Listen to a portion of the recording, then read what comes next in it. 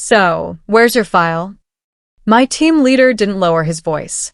He stood behind my chair, looking at my screen, then turned slightly so everyone nearby could hear. The file wasn't there. My cursor blinked in an empty folder. The room felt too quiet. I felt eyes shift toward me as the implication landed hard. I didn't do the work. That's what everyone would think now. My stomach dropped. The deadline was last night, and according to what everyone could see, I had nothing to show. My hands started shaking. I'd worked on this project for 3 weeks straight. Late nights, weekend revisions, coffee-stained notes covering my desk. But right now, none of that mattered. All anyone saw was an empty folder and a team lead calmly waiting for an explanation I couldn't give. The silence stretched. Someone coughed. Another person shifted in their chair. I opened my mouth, then closed it. What could I possibly say that wouldn't sound like an excuse? My heart hammered so hard I could feel it in my throat. My name is Maribel Quince, and I'm 28 years old. I work at Cascade Analytics, a mid-sized consulting firm in Seattle. I've been here for 3 years, building my reputation one project at a time. I'm not the loudest person in meetings. I don't chase credit or play office politics. I just do good work and let it speak for itself. Or at least that's what I thought would be enough. My team lead, Orrin Pike, joined 6 months ago. He came from a bigger firm with impressive credentials and smooth confidence. Everyone liked him immediately. He had this way of making you feel heard, nodding thoughtfully when you spoke, remembering small details about your weekend. I thought we had a good working relationship. He'd stop by my desk, glance at my screen, and say things like, "looking solid" or "nice progress." I took it as encouragement. I didn't realize he was gathering information. Information he would use against me. The project was called Silver Point Integration. It was a massive client account worth millions to our firm. The client wanted a complete overhaul of their data management system, and my analysis was the foundation everything else would build on. 3 weeks of work. Hundreds of data points. Complex modeling that required precision and creativity. I'd submitted drafts to Orrin weekly, always on time, always thorough. He'd reviewed each one, made minor suggestions, and approved my direction. The final submission was due last night at midnight. I'd saved my file at 11:43, double-checked everything, and submitted it through our shared drive system. I remember the relief I felt clicking that final save button, the weight lifting off my shoulders. I went home and actually slept well for the first time in weeks. This morning, I walked into the office feeling accomplished, ready for feedback, ready to move forward. Instead, I got this. An empty folder. Public humiliation. And Orrin's calm voice makes me look incompetent. "I can resend it," I said quietly. My voice sounded small. Defeated. Orrin raised an eyebrow, and I saw something flicker across his face. Not concerned. Something closer to satisfaction. "There's nothing to resend if it was never submitted," he said. The logic was airtight. Cruel, but airtight. A few people looked away. Someone cleared their throat. The meeting moved on without me, shifting to other agenda items like I wasn't sitting there with my reputation crumbling. Orrin returned to his seat at the front of the room, opening his laptop as if nothing significant had just happened. But something significant had happened. He just destroyed 3 weeks of my work and made it look like my failure. The meeting continued for another 30 minutes. I sat frozen, barely hearing the words being spoken. My mind raced through possibilities. Had I somehow saved it to the wrong folder? Has there been a technical glitch? But I knew better. I was meticulous about file organization. I checked and double-checked everything. After the meeting, I walked to the restroom. My legs felt unsteady. I locked myself in a stall and pressed my hand against my mouth, trying to breathe slowly. Panic wanted to take over. Anger too. But underneath both emotions was something steadier. Certainty. I knew I hadn't imagined weeks of work. I knew I'd saved that file. I knew I'd submitted it on time, which meant the problem wasn't me. Someone had done this deliberately. But who would sabotage me like this? And why? The answer formed slowly, uncomfortably. Orrin. He had access to all our files. He reviewed my drafts. He knew the password to our shared drives. He'd been hovering around my desk for weeks, watching my progress. And this morning, he'd seemed almost too calm, too prepared for my confusion. I splashed cold water on my face and stared at my reflection. My eyes were red. My jaw is tight. I looked rattled. Exactly how he wanted me to look. I dried my hands and made a decision. I wouldn't confront him. Not yet. Back at my desk, I opened my laptop. My hands had stopped shaking. I took slow, deliberate breaths until my heartbeat returned to normal. Then I remembered something. Something small and technical that most people overlooked. Autosave. Our company used cloud-based software that automatically saved every change, every edit, every action. It created a version history that lived in the background, recording timestamps and user information. If my file had been deleted, there would be a record of who deleted it. And when. My fingers moved carefully across the keyboard. I navigated to the version history panel, clicking through menus I rarely needed to access. The screen is loaded. A list of timestamps appeared. Edits. Saves. Revisions spanning 3 weeks. And there, at the bottom, was an entry that made my chest tighten. Deleted by O. Pike. Last night at 11:57. 14 minutes after my final save. I stared at the screen, reading the entry 3 times to make sure I wasn't misunderstanding. There was no ambiguity, no room for interpretation. I closed the window without taking a screenshot. This might seem strange, but I had a reason. Acting fast feels satisfying. It feels like justice. But I'd learned something in 3 years of professional work. Acting right lasts longer. If I confronted Oren now, it would be my word against his. He'd deny it. He'd claim technical error. He'd spin some story about trying to help and accidentally clicking the wrong button. And without proper documentation, without going through the right channels, I just looked desperate. Paranoid. Like someone making excuses for missing a deadline. So instead, I decided to watch. To wait. To let him think he'd won while I quietly gathered everything I needed. I went back to work on other projects, acting normal. Professional. When Oren walked past my desk later that afternoon, I even managed a polite nod. He smiled back, clearly satisfied with how the morning had gone.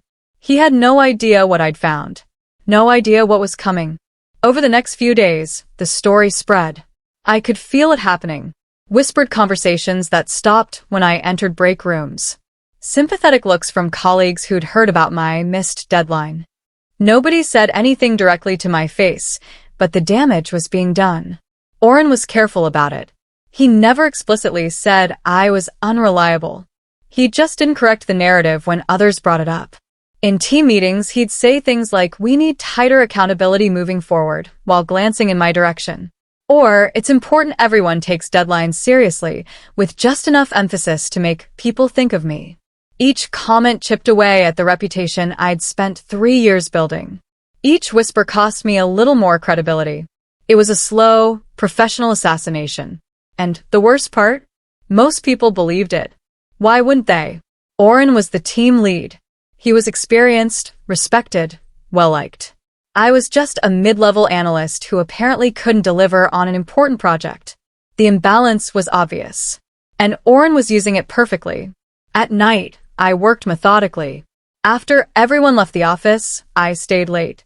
Not to work on new projects, but to document what had happened to me.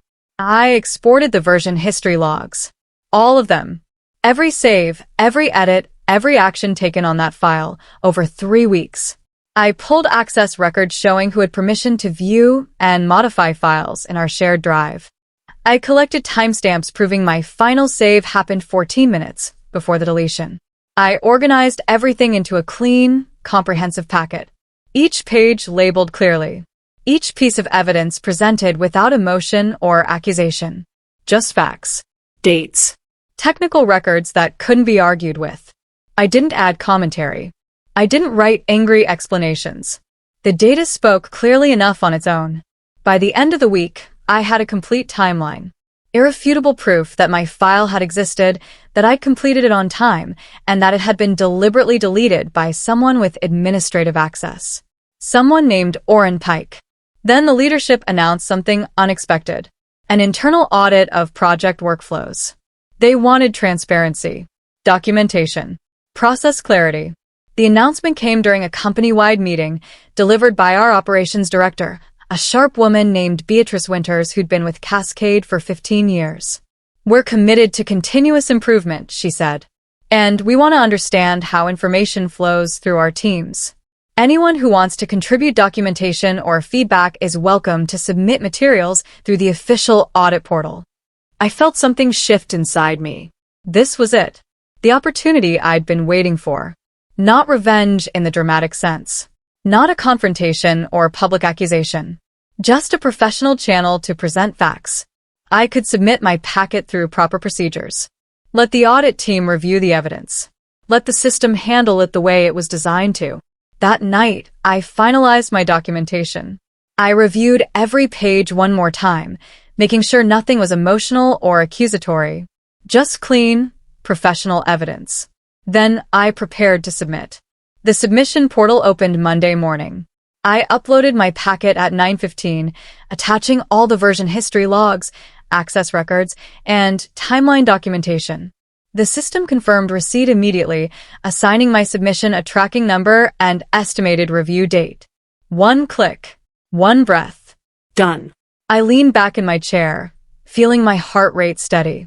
No drama, no confrontation, no forwarding evidence to colleagues or posting it publicly. Just following the proper procedures and trusting the system to handle it correctly. Orrin arrived at 10, coffee in hand, looking relaxed. He stopped by my desk briefly.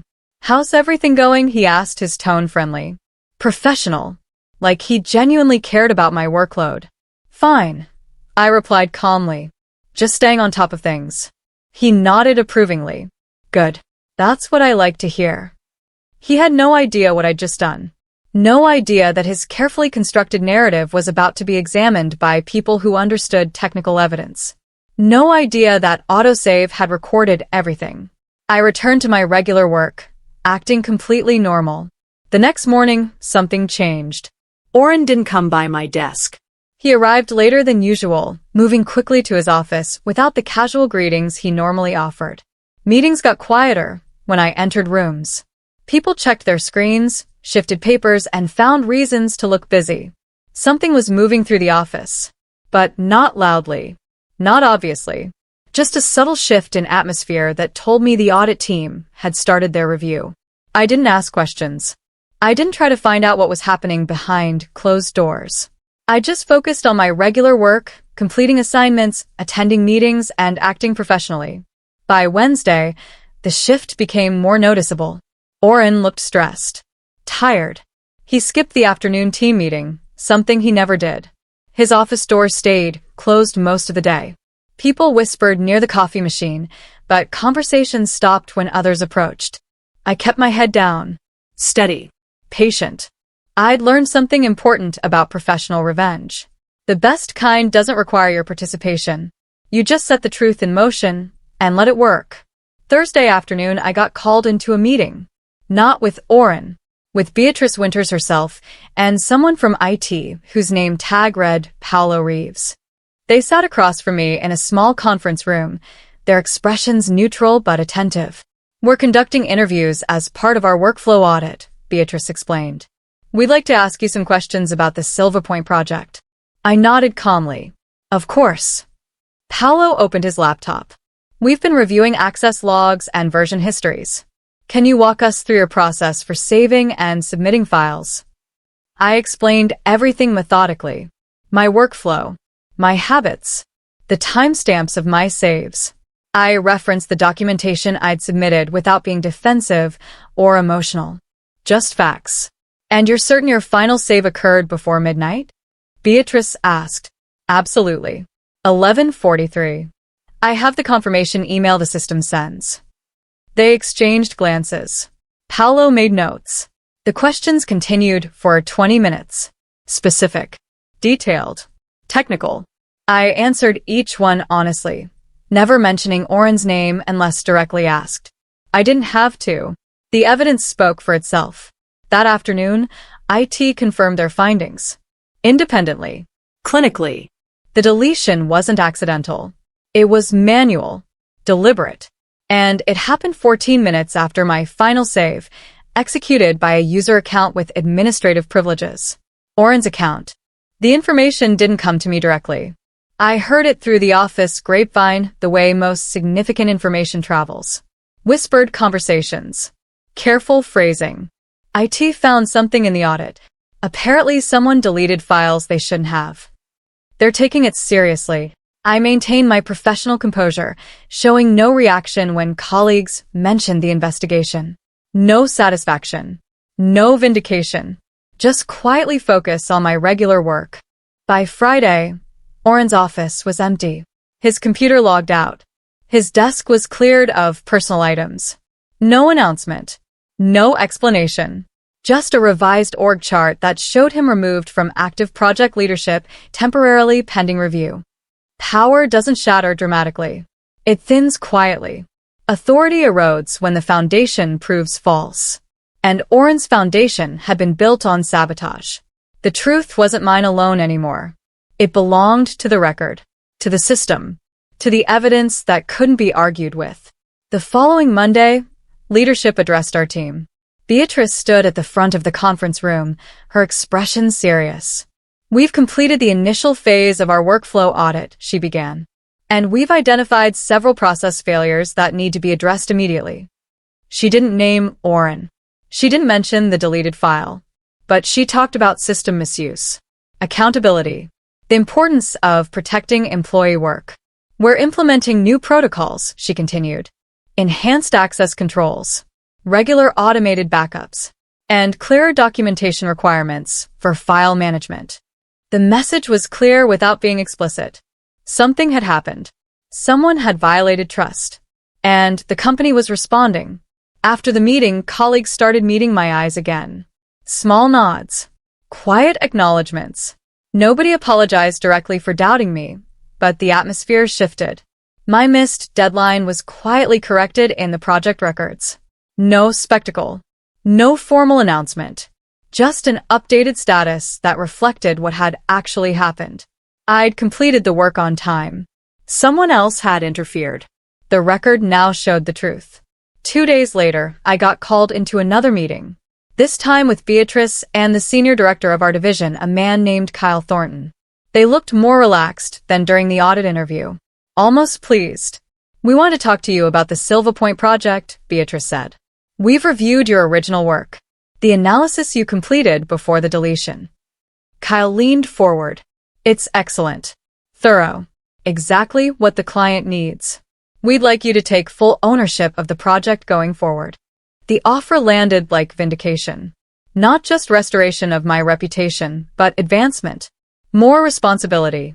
More visibility. Trust restored through action, not words. "The client specifically requested you remain as the lead analyst," Kyle added. "They were impressed with the preliminary work you'd shared during the development phase. They want you to continue." I accepted calmly, professionally, without showing the relief flooding through me. "I'd be honored," I said. "Thank you for the opportunity." After the meeting, I returned to my desk and allowed myself one moment of quiet satisfaction. Justice doesn't always come with applause. Sometimes it comes with a revised project assignment and restored trust. I rebuilt the Silva Point analysis from scratch. The original file was gone, irretrievable despite IT's best efforts. But I had my notes, my memory, my understanding of what the client needed. I worked late for 2 weeks, reconstructing everything I'd built before. This time, though, things felt different. Colleagues checked in regularly. "Need anything? How's it going? Let us know if you want a second set of eyes." The support was genuine. People who doubted me before now offered help freely. The whispers about missed deadlines had transformed into respect for someone who'd faced sabotage and kept working. I submitted the rebuilt analysis 3 weeks later. Beatrice reviewed it personally, providing detailed feedback that was both constructive and complimentary. "This is exceptional work," she wrote in her comments. "Exactly what we needed." The client approved it without revision. They sent a formal commendation to our senior leadership, praising the thoroughness and insight of the analysis. Kyle forwarded me the email with a simple note. Well done. This is the standard we expect. It felt like more than project approval. It felt like vindication. Oren resigned 5 weeks after the audit began. There was no farewell meeting, no goodbye email, no explanation offered to the team. He just stopped showing up. His desk was cleared by building services. His name disappeared from the company directory. His email bounced back with an automated message about account deactivation. I heard through the grapevine that he'd been given a choice. Resign quietly or face formal disciplinary proceedings that would become part of his permanent record. He chose to resign. Self-preservation over accountability. The office absorbed his absence quickly. Someone else took over his remaining projects. Team meetings continued without him. Life moved forward. But I noticed something interesting. Nobody mourned his departure. Nobody mentioned missing his leadership. Whatever goodwill he'd built through charm and smooth confidence evaporated once the truth came out. People remembered him differently now. Not as the competent team lead with impressive credentials, but as the person who'd sabotaged a colleague to make himself look better. That was his legacy. And he'd built it himself. I got promoted 4 months later. Senior analyst. A title that came with better pay, more autonomy, and direct reporting to Kyle instead of working through a team lead. The promotion wasn't just about the Silver Point project, though that success certainly helped. It was about consistency, professionalism, the ability to handle adversity without becoming bitter or dramatic. You showed real character during a difficult situation, Kyle told me during the promotion meeting. That's the kind of leadership quality we value here. I thanked him professionally, accepting the promotion with the same calm steadiness I'd maintained throughout the ordeal. No triumph, no celebration, just a quiet acknowledgement that hard work and integrity had paid off. The irony wasn't lost on me. Oren had tried to sabotage my career to advance his own. Instead, he destroyed his position and cleared the path for my advancement. His authority hadn't survived documentation. Mine had been strengthened by it.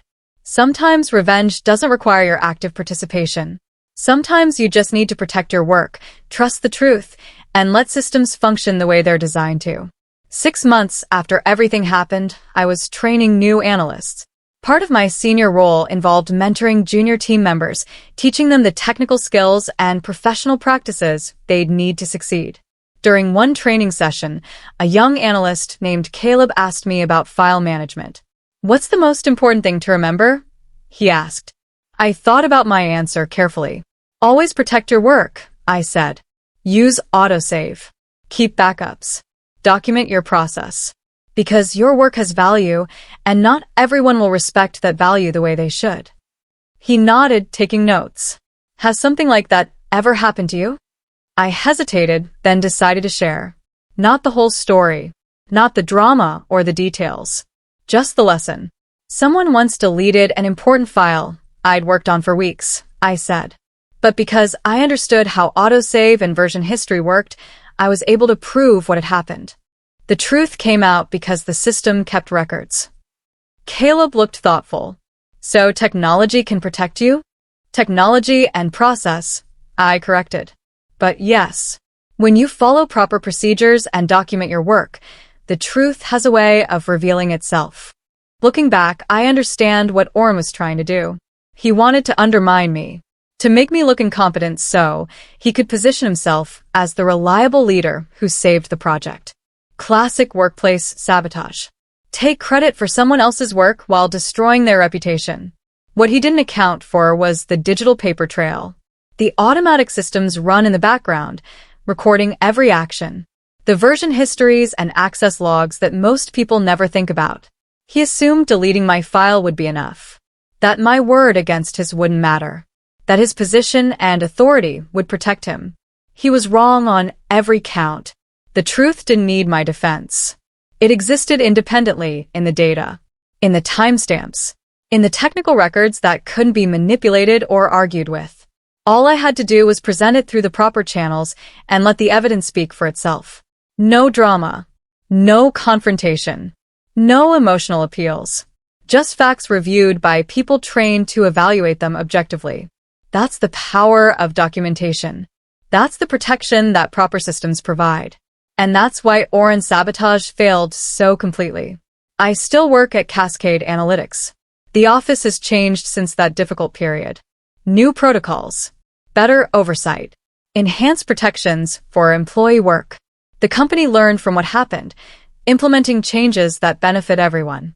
I lead projects now, mentor junior analysts, contribute to strategic planning. My reputation is stronger than it was before the sabotage. Not despite what happened, but because of how I handled it. People trust me more now.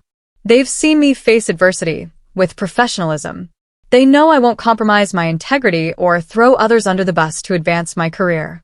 That trust is worth more than any promotion or title. It's the foundation of real professional success. The kind that lasts because it's built on substance, not manipulation. Sometimes I think about that morning when Oren stood behind my chair and humiliated me in front of the whole team. How my stomach dropped. How my hands shook.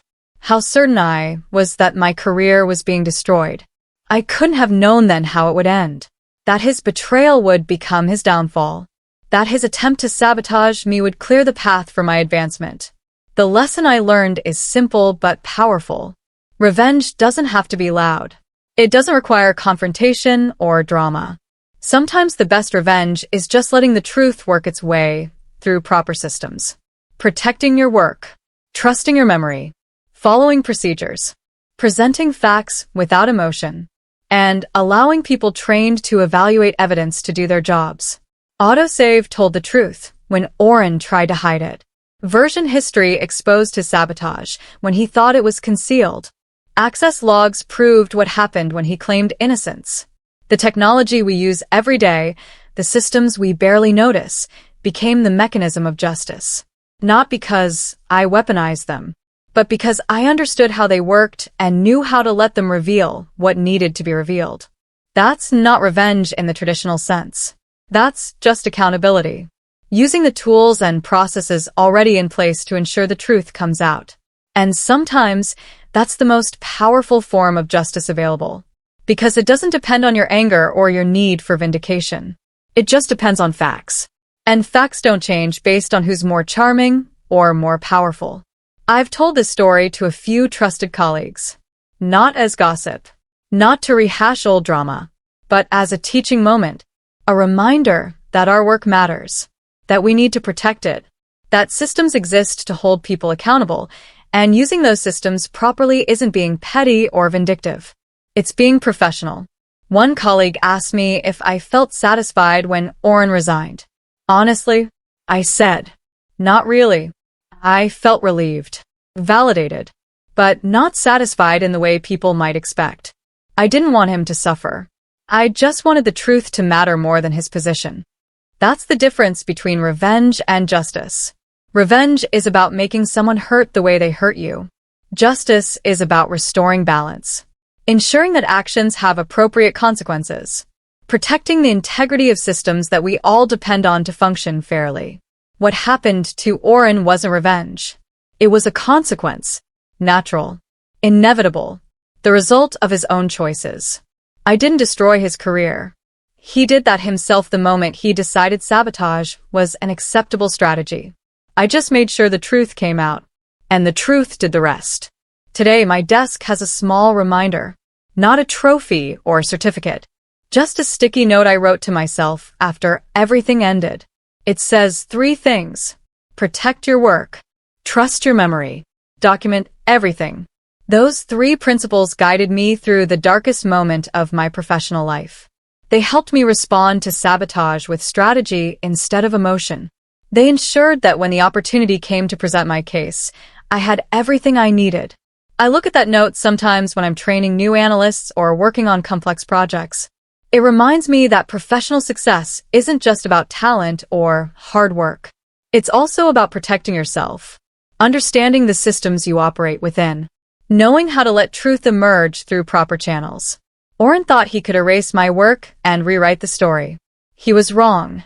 Autosave remembered everything. Version history recorded his betrayal. Access logs proved his guilt. The truth was always there, waiting, patient, ready to reveal itself the moment someone knew where to look. And that's the real lesson. Sometimes the best revenge isn't something you create. It's something you reveal. The truth was always on my side. I just had to trust it.